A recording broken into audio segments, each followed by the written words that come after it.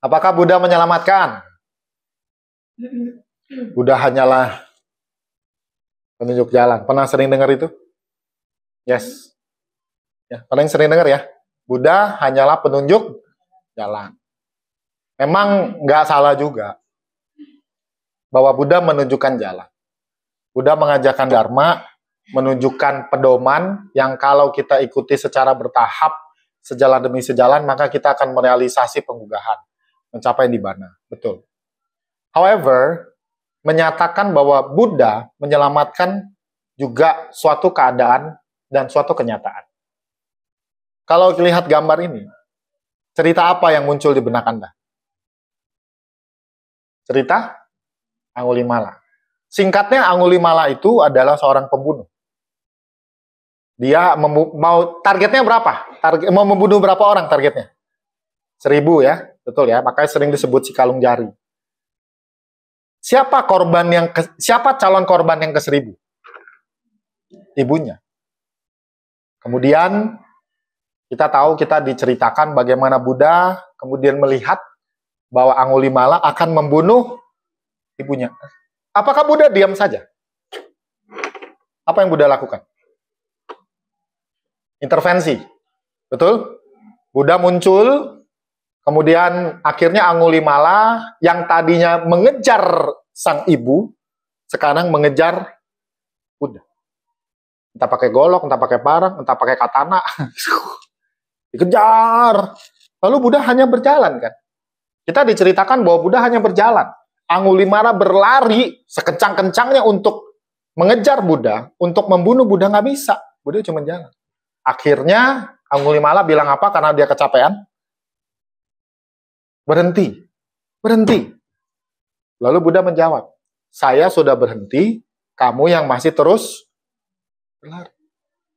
Di situ Anda bisa melihat, Anda bisa menyimpulkan, apakah Buddha menyelamatkan Angulimala? Menyelamatkan nggak? Iya. Buddha mengintervensi. Buddha kemudian mengambil tindakan supaya Angulimala tidak membunuh ibunya. Kemudian Buddha mengajarkan dharma.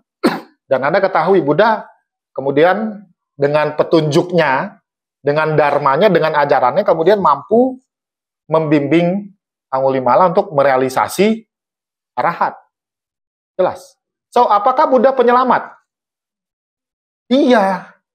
Buddha juga menunjuk jalan, betul.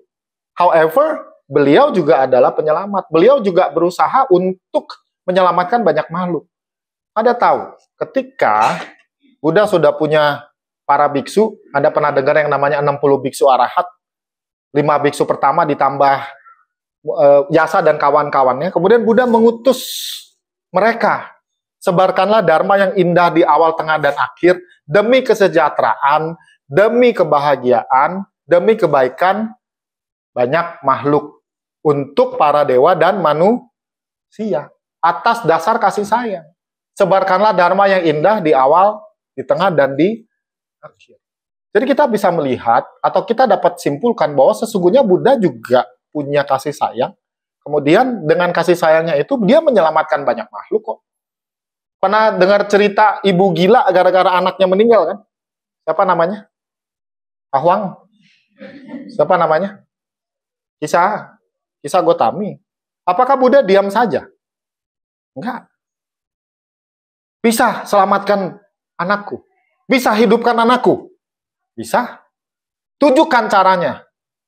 Iya. Carilah biji sawi dari rumah, yang di rumah itu tidak pernah ada orang yang meninggal.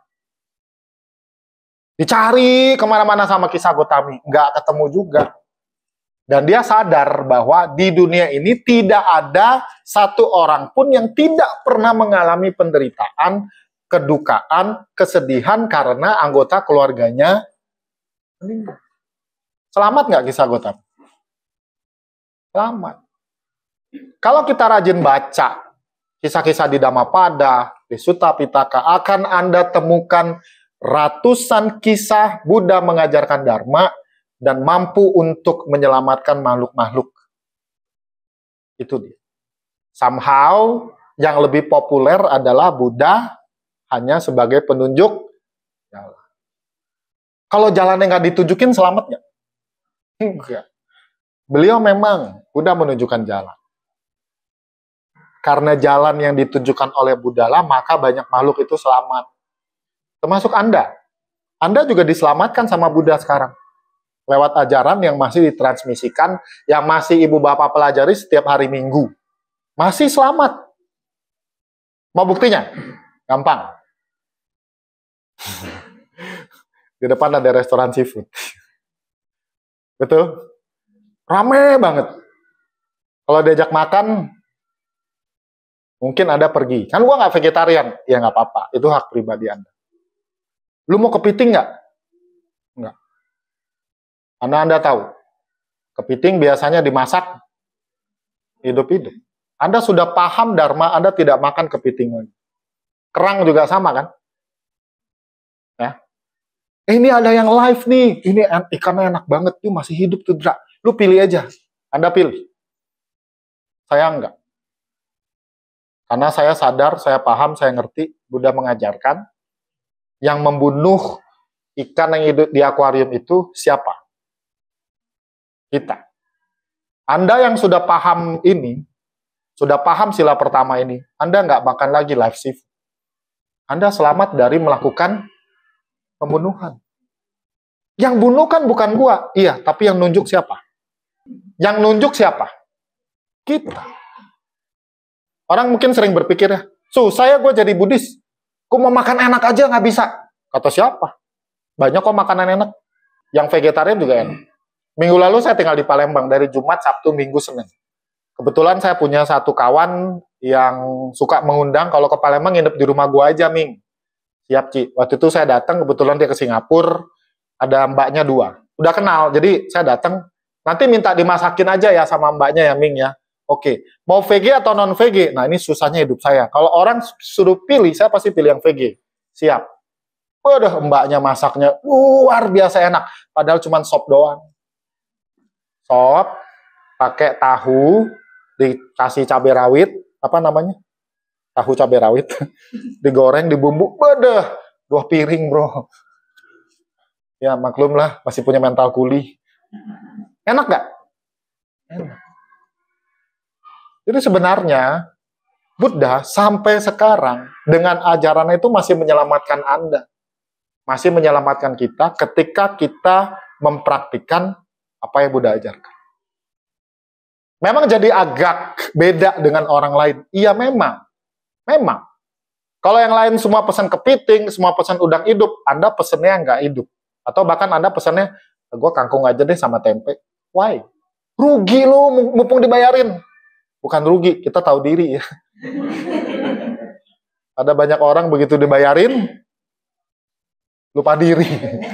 Mumpung. Ya. Jadi apakah Buddha menyelamatkan Anda? Ya, Buddha menyelamatkan Anda. Buddha menyelamatkan Anda, menyelamatkan saya dengan cara mengajarkan Buddha Dharma yang masih kita pelajari sampai detik. Karena kita pelajari, kita praktekkan, maka kita menghindari perbuatan-perbuatan yang merugikan makhluk lain. Maka kita menghindari aktivitas-aktivitas tidak bajik yang kalau dilakukan itu akan memberikan dampak dan akibat buruk buat kita.